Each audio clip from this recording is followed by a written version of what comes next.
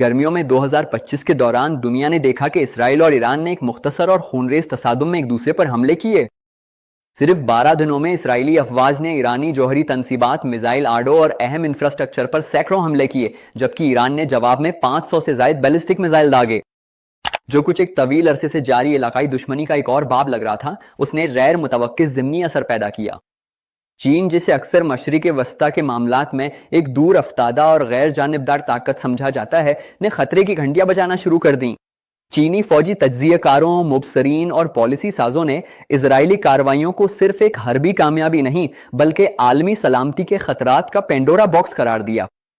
اطلاعات کے مطابق موساد اور اسرائیلی دفاعی افواج کے اہلکاروں نے ہتھیاروں کے پرزے سرحد پار اسمگل کیے، ایران کے ریڈار اور فضائی دفاعی نظام کو اندر سے ناکارہ بنایا اور ایرانی انفراسٹرکچر کو خود اس کے خلاف استعمال کیا۔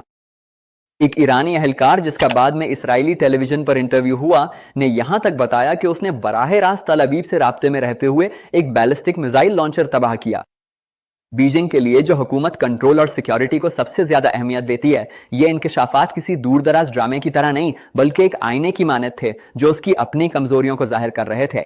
سرکاری چینی تبصروں کے لیے رد عمل غیر معمولی طور پر صاف گو تھے۔ ریاست سے منسلک تجزیہ کاروں نے اسرائیل کی ایران کے انٹیلیجنس نظام میں گہری دراندازی کو انٹیلیجنس جنگ کی ایک نئی شکل قرار دیا۔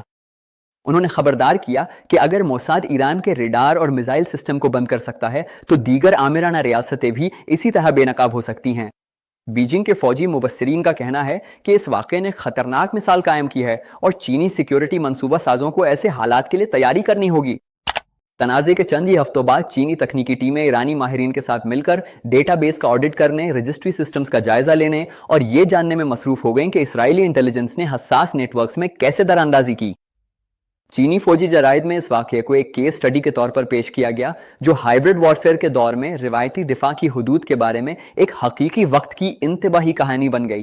پیپلز لبریشن آرمی اور وزارت ریاستی سلامتی کے اندر جو سوال ابھرا وہ جتنا واضح تھا اتنا ہی غیر آرام دہ بھی تھا۔ اگر موساد یہ سب ایران کے ساتھ کر سکتا ہے تو کیا یہ ہمارے ساتھ بھی ہو سکتا ہے؟